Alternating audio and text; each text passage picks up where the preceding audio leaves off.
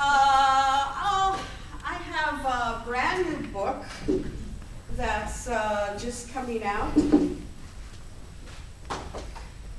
Also from Wings Press. I published that last one, Drive and Ciento, 100 word love poems. I have one in the pipe right now. Oops.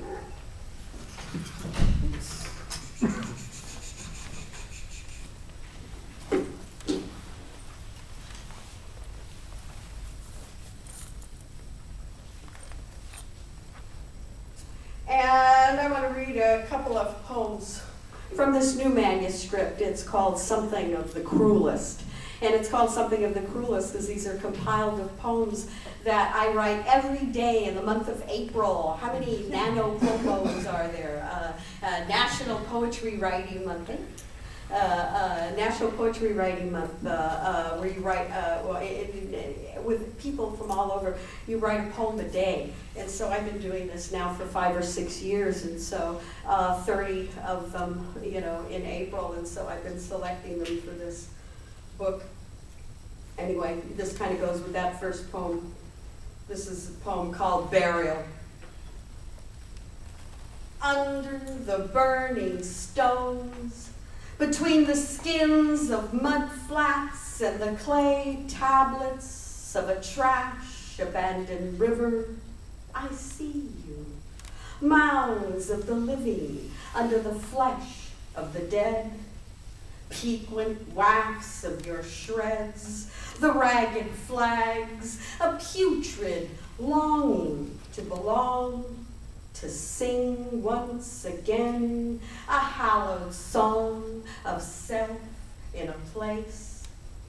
Under the open freeway lanes, a voice in the rush of rush, a bare tunnel asking the question, what is buried here? Who thrusts out among the living chalk? Who answers an unasked question?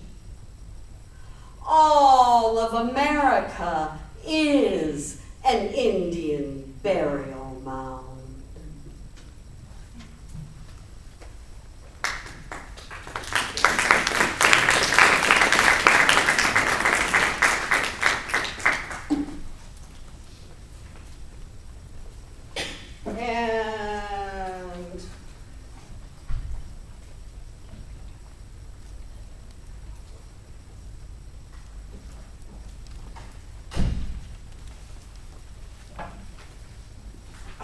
That's the thing when you just get off the freeway and come to reading.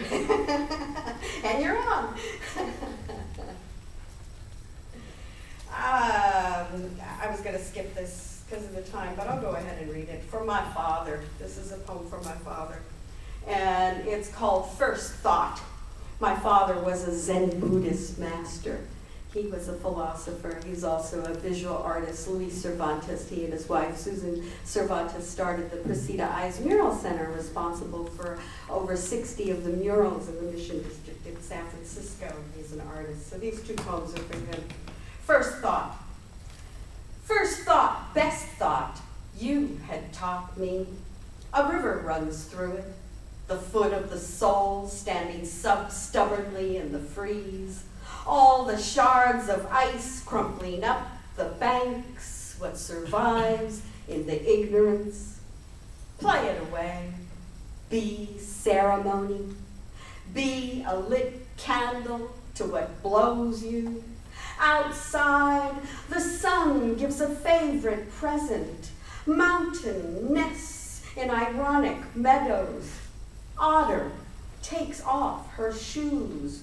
The small hands of her feet reaching, still far away. People are dying. Crisp $1 bills fold another life. You taught me to care in the moment, carve day into light, or something moving in the west that doesn't destroy us. Look again in the coming summer. The cruelest month alive still eats up the hours. Regret is an uneven hand, a rough palm at the cheek, tender and callous. I drink another glass of water, turn on the tap for what grows, for you, for what lasts, for the last and first found thought of you. And this one, coming back to the Bay Area, I just walked away from my job in Boulder and decided I want to come home. San Francisco, I left my heart here. This is the first poem I wrote coming back. This is Beat. San Francisco streets belong to me. My placenta in some fish and a bigger catch here, not sitting on the dock of the bay. This bay here, this way of loving, this grace, this freedom from the show of pain or dissatisfaction, of hesitation or incongruity. Just you and me, my Cassidy, my daisy behind the inner ear. Yes, this listening, this indigenous inheritance. I buy a crystal from the corner cellar, the retired masseuse hippie. We smile into another rainbow bridge, me and Cassidy, and the open flower of a book, the open eyes of poetry, that tearing on the page. Listen, 1,000 harps in the key of city lights chime on a sacred rising, 10,000 strands of beads strung on a prayer. This hand now, the casual gifting of another meal. I want this now, the one last grace, to never fall, to play this now and do it all. This is Beat, the way, the way, the way. Be an artist, do it now.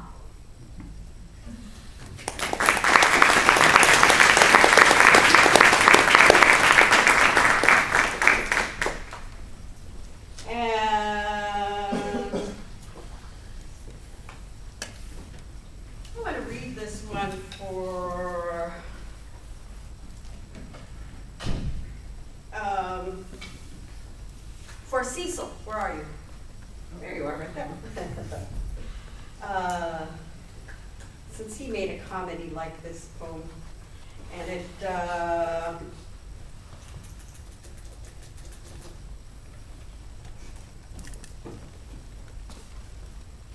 goes with a poem from my first book, Emplumada,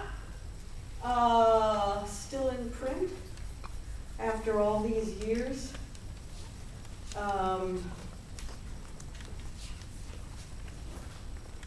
This is a poem called Crow.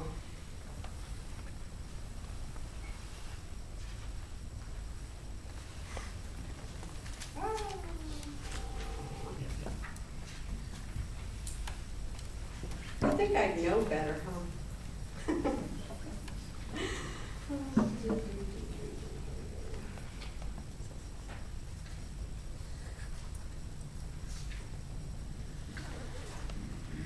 When all fails, revert to the table of contents.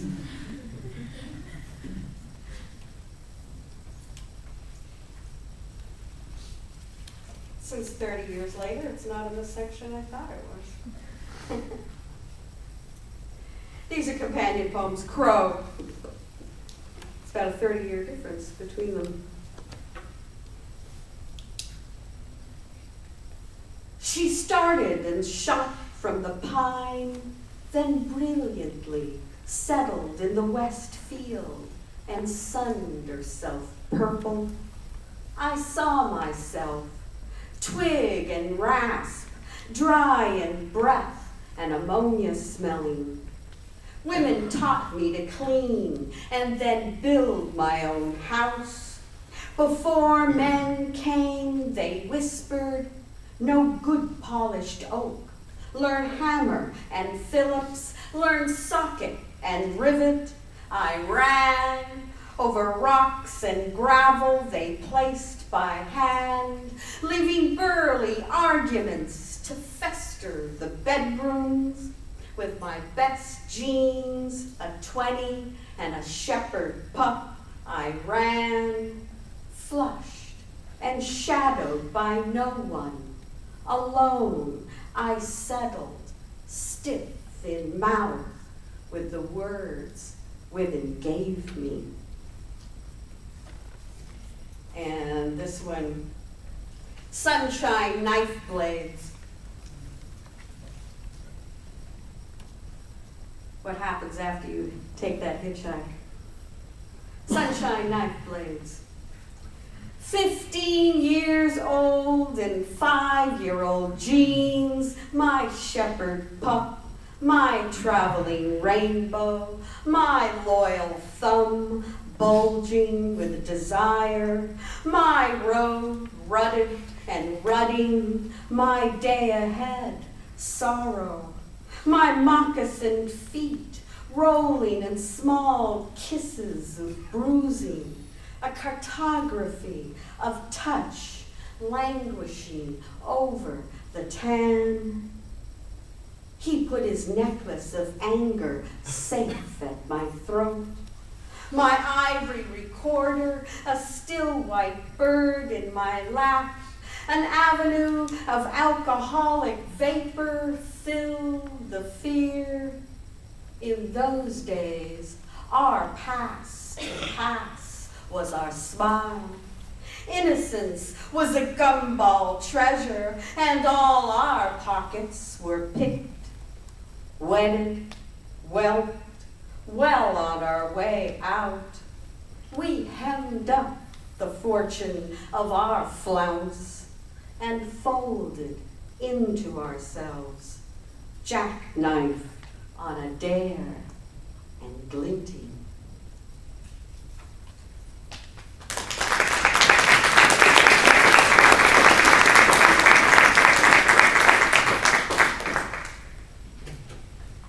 And the last poem in this manuscript, in this new book that's coming out next fall, although I think I want to delay it till spring. Enough of these fall publications, and then you I think it's better to have a new book in April. Then when the contests come around, you're too late for everything. Then you don't qualify for the next year. Anyway, this is a poem called Integrity. Because love is possible, and so is integrity.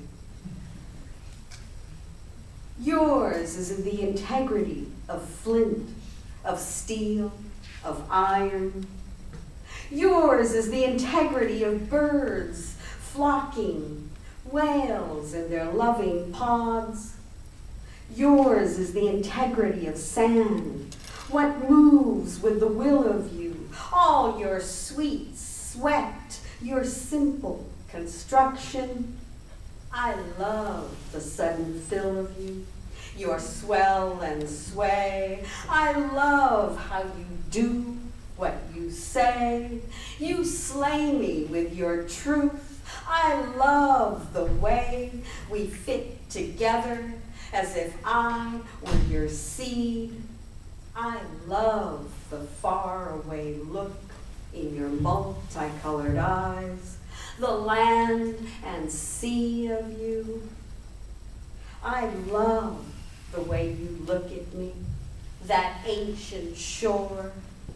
I love how I am more with you, your carbon, the filaments of your fine hair. I love how you hold me together, how fast and vast the ocean of this love in its gentle tide, the integrity of flesh, of salt, of we.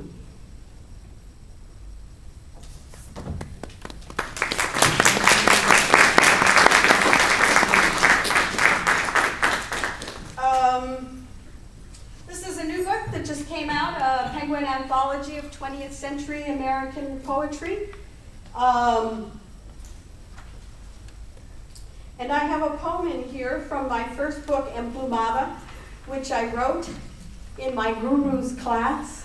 Partly wrote in my guru's class, my poetry guru. Never made sense to call him my teacher. It's only recently, now that I'm in my late 50s, right, that I start, okay, yeah, he is my teacher, but really he is my guru, you know, in that sense where you just sort of hang around with the guru and enlightenment sort of rubs off on you. And of course, I'm talking about Bob Haas, Robert Haas. For 5 years, every Tuesday night, San Jose State, I wandered in the first day without even being enrolled, Bob being Bob.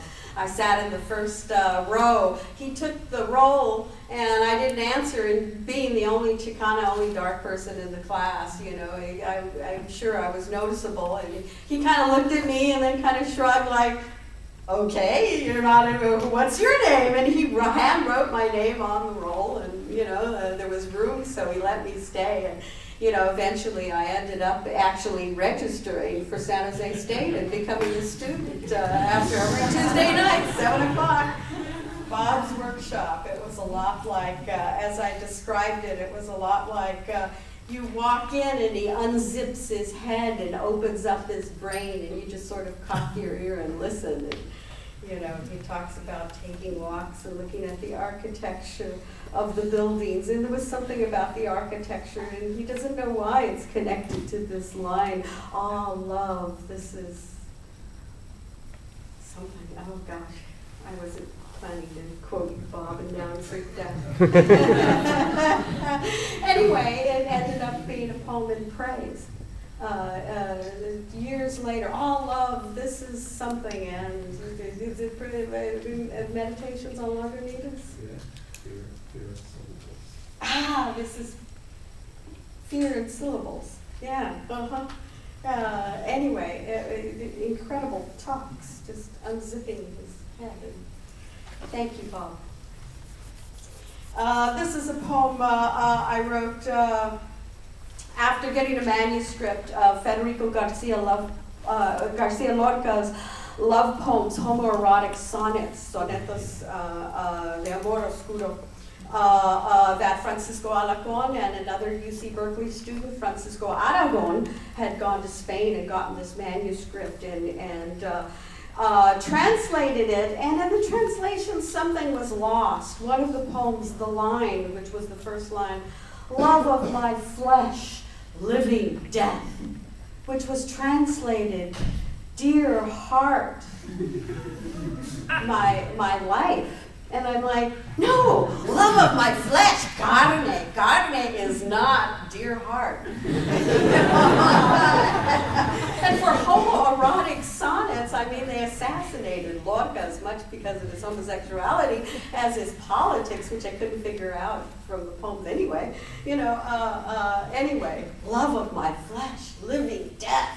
You know, so anyway, I just had to preserve that line somewhere. So I wrote a poem using the line, "Love of my flesh, living death." And now the Poetry Foundation and others have this thing where all of the high school students have a competition, and they have to memorize a poem and recite it. So they're making these kids go to this site and choose a poem just from the list and recite, memorize, and then recite in public the poem, you know. And there's 4 of my poems, and there are no poems I ever read out loud, because some poems are meant to be, you know, processed in that neocortex and not in that, you know, inner ear going in through your ear and being processed that way, right? You know, and so poor kids. So anyway, I hope this is being videotaped, because these kids are being videotaped and having to read it, so now they could go on YouTube and see how I read the poem so they can practice. Love of my flesh, living death. Once I wasn't always so plain. I was strewn feathers on a cross of dune, an expanse of ocean at my feet, garlands of gulls, sirens and gulls. They couldn't tame you. You know as well as they. To be a dove is to bear the falcon at your breast, your nights, your seas. My fear is simple, heart-faced, above a flare of etchings, a lineage in letters, my sudden stare. It's you. It's you, sang the heart upon its mantle pelvis, blush of my breath, catch of my sea, beautiful bird, it's you. And,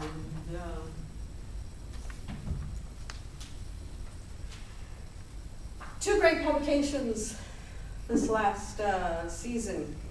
This is a Every Man's Pocketbook edition of Villanelle's, brand new. This is the preview copy, just out.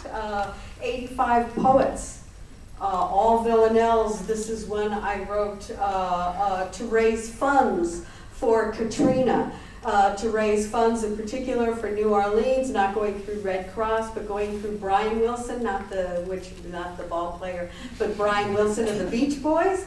Was matching $100 for every $100 that you donate, and so I wrote the poem "Raising Funds," poets raising funds for New Orleans, and so I thought, well, I have to raise $100 because not only will he donate $100 because not only will he match $100, Brian Wilson will call me on the phone from the Beach Boys in my room, So he called me and I said, I want to read you a poem I wrote for Katrina. He says, you want to read me a poem that you wrote?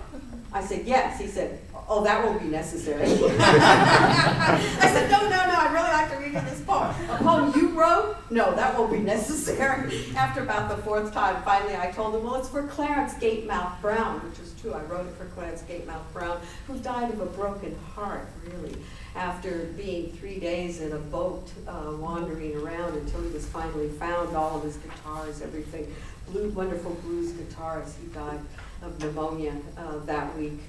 A blue wake for New Orleans, for Clarence Gatemouth Brown.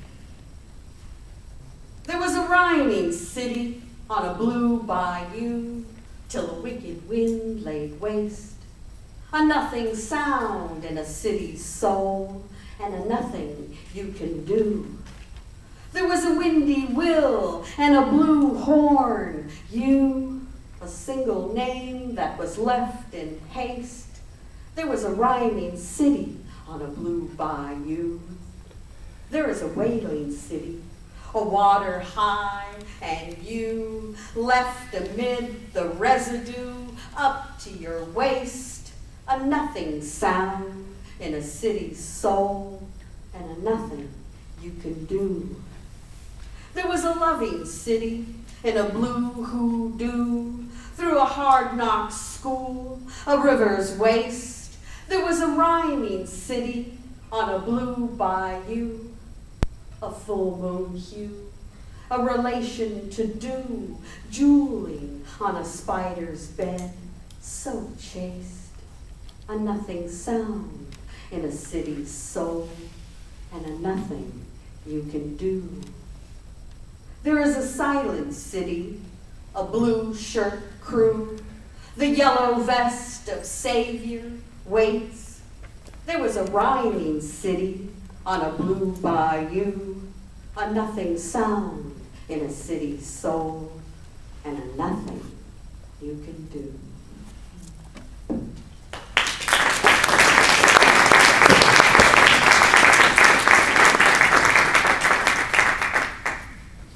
Okay, 100-word love poems. What's your favorite number? From 1 to 100? 76. 3. Somebody said 70 something. 76. 76. I heard that one first. 76. These are meditations. I would go to a word meditations on love. I would go to a site on Thursday, get a word, and I wouldn't know what the word would be, and I had to write 100 words, so I figured it'd be a poem. I figured it'd be a love poem. And this week the word was genius. These are a lot like tarot cards, so look out. 100 words to the genius of you. Loving you is pure genius. Smartest thing I've ever done.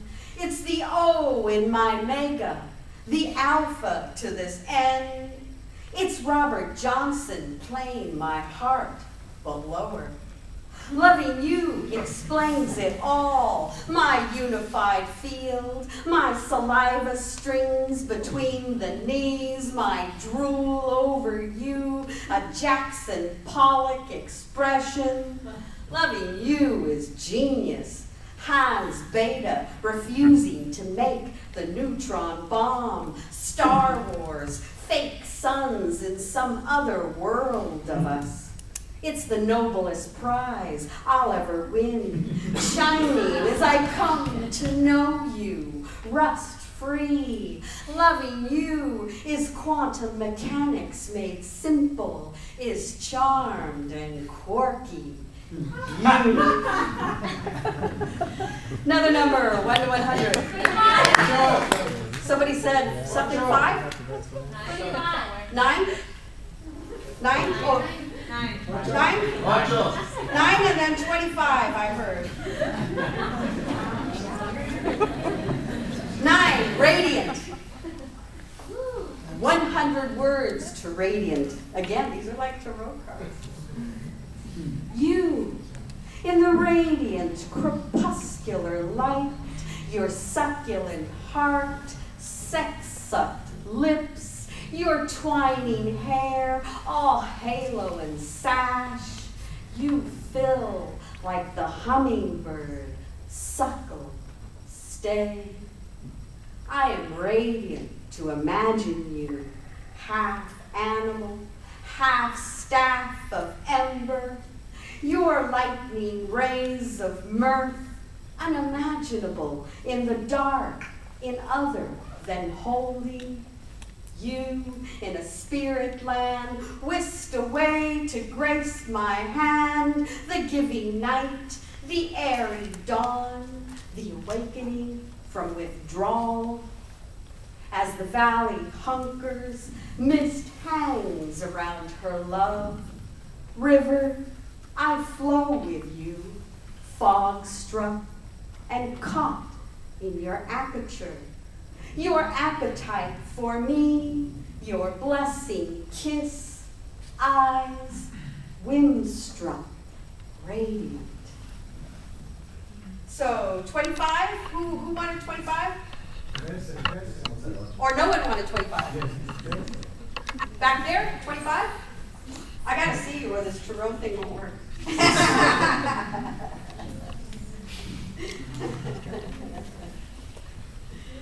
Oops.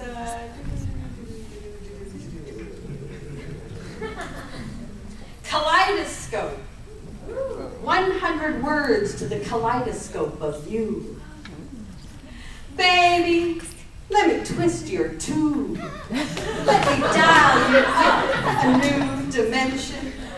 Let me see you in 1,000 lights. Let me eye you into infinity. Let your lips and legs go akimbo. Give all your smallest bits to me.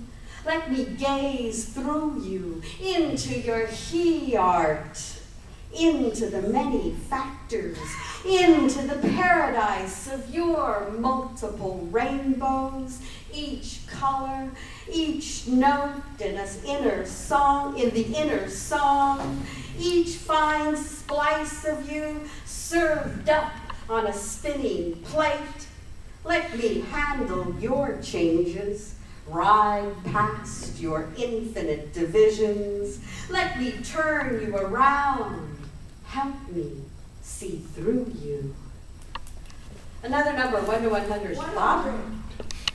88. 42, 42, 42, 42. Kiss. 100 words for your word, kiss. What would it take to kiss? A plane trip? A new outfit? Benign weaponry? Silken parachute? Box of coal as consolation? What will it take to kiss that smile that breaks at your guarded silo shore? What will it take to kiss words off, type my signature across your chest, crush in fur, bathe in life, sweat, and substance? What word will it take to silence words that duck and cover of the heart, kiss and lie in your imagined earth, kissing your matter from the maw? Let me put my lips to your fire, surround your words for the final surrender. Another number. Ocho. Ocho. Yeah, that's the tactic. Let's break the law, be bilingual. For all those people and officials and others who don't know their history and have never read the Treaty of Guadalupe, Hidalgo. This one is in a haiku. It's 100 words and it's 9 haiku. 100 words and 9 haiku into the distraction of you. Your face. Who's Ocho? Over there. Oh. Your face. Distraction. Distracting as a hickey. You, me, everywhere. Too darn many forms of you. Earth, air, fire, water. Your enormous sea. Opening into dawn, this talking, fast walking, slow touching silence. Tree limbs branching out, each flowering memory in hummingbird's dream. This autumn burning, you distract me, your fine smoke from some ancient source. Cloud banks, frost flies, long red-faced leaves, you leave me, one on some dream window. Your long rainbow of distraction, every hue a new world too. Eucalyptus pods, serendipitously sweet sensitivities. 2 windows, 1 world, our passing through expands us, a distraction, you. Maybe one more? 69. 69. Oh, you better not say that one in English. I know. 69. I didn't do these to the numbers. I didn't even know this was going to be a book. I didn't even write these under my own name. I down with the little lines. Oops, I didn't know anyone was going to read this, much less read it in public to a bunch of strangers. 100 words of goodbye. These are for sale. Perfect Valentine's Day gift. 100 poems. There's sure to be a poem to fit every occasion. You can dedicate the number of the poem to whoever the book is for. Valentine's Day is coming up. Cheap gift. 100 words of goodbye. Just 100 words of goodbye. This first day taken. This first new year, extravagant in its pleasure of red, its greenly hills, it's winding down. It's winding down to you and past past the warmth of your shoulder, your stroke, past the filigree of smiling eyes, your strong arm wrung. I'm writing 100 words for goodbye. I'm staying on in my future, not a perfect tense. I'm holding on to the pluperfect past of you. I'm addressing your finest nature. I'm appealing to the head of your heart. I am breaking some pact of independence, some right to bear arms. And since I got here late, any requests? Last poem? 58. Oh, another one from there? 58, that wasn't the question, but let's see what we have here. 58, who's 58? Raise your hand so I can see you. Okay, 58. Perception, 100 words to the perception of you. I have this perception. You are who you are, been where you've been. I know. I know what anyone knows, short of nothing. I know birds return, not to me. I know what I feel, what hurts, the shape of you on top of me. Perception, like me, once extinct, now an insurrection of knowledge. Now I percolate through dreams. You dream me into cloth, into your warmth beside you. Whatever sign do I need? So plainly, snow tracks, fallen cake crumbs for you, messages that pass through mountains, pass through diamond and mist, waves of missing you, particles change. And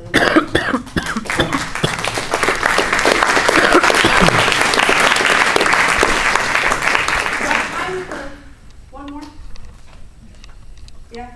I'll just read a few, I'll just read a short section. The sections from A Long Home Coffee that's in this book that I notice you have here, Drive. There's not very many copies of this. I only have one in my possession, so get them if you can. 5 books in one. This is a long docu-poem.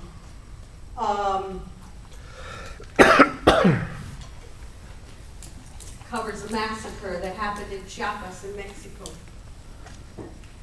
among other things. Coffee, 1. In Guatemala, the black buzzard has replaced the quetzal as the national bird. The shadow of a man glides across the countryside, over the deforested plantations. A death cross burnishes history into myth as it scours the medicinal land into coffee. Burial mounds that could be sites of unexcavated knowledge hold only blasted feathers and the molding bones of freedom. Golden epaulets glint in the fluorescent offices. Crystal skulls shine in the eyes of the man with the machete within the sight of an AK-47.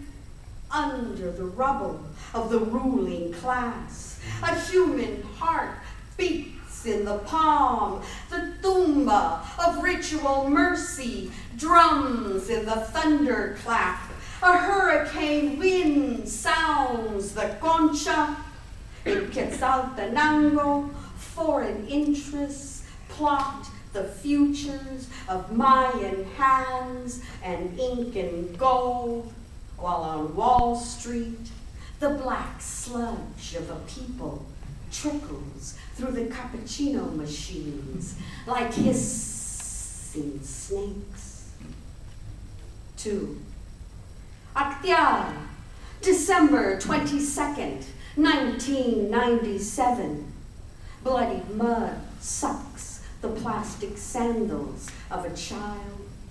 Velas gutter through the saged prayers in the little church, blasted through with 22 splintered holes the size of a baby's tender fist. Melon heads pop, and the hacking drum of a machete meeting bone counts down the hours of matanza, while somewhere a telephone rings off the hook. The vicar of the diocese calls in 20-minute intervals. 140 federales stand smoking in the twilight. At their feet, the trampled harvest of peasants gleams through the saturated leaves. Homero Tovia Cristiani picks up the phone. I've notified General Jorge Gamboa Solis. Everything is under control. There is no massacre in Actial. And he places the receiver again off the cradle on the well-ordered desk. Meanwhile, a young tzotzil bloodies her knuckles, scratching the hole in the adobe wall of a cave feathered with jaguar fur, where 14 women and children wait, shivering in the dark. An infant picks up the call. The first woman in line gazes into the coked-up eyes of her assassin, projecting his automatic weapon into the ear of the whimpering baby at her breast. 500 years of history gets written in her eyes as a tzotzil mother wedges her sleeping newborn into the hole. She spits on the reddening dirt and covers her moose like a cat. 45 pair of shoes get lost in Actial. Matted hair clings to the coffee plants. Another listening ear, another red seed, another eye dislodged from its skull. I hear nothing happened in Actial, and if it did, no one knows who they were. The pre-press machine stands on the ridge of destiny, staring truth in the eye as men lie to the cameras, while 20 yards away, the survivors are speaking the names of the men paid $600 American, men with no families but a spoon and a copa, men with no names but the trademarks emblazoned across their chests and on their running shoes. I hear 45 graves being dug today. The women form a chain of hearts. They have dried the earth, baked with their tears. Each one carries a red mud brick from the killing floor, where the people were hacked into pieces the size of a bat. Here, the bat people, tzotziles, will build a house for their dead and pray. Thank you very, very much.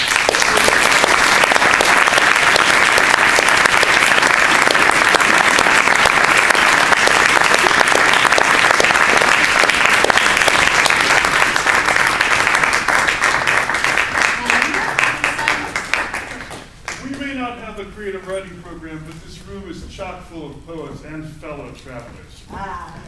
On behalf of all of us, thank you, Lorna Dee, thank you, Javier, and my thanks to you, audience, for being here. Please stay a little bit, meet the poets, buy a book from those nice people, And come back next week to see Claudia 19. Thank you again.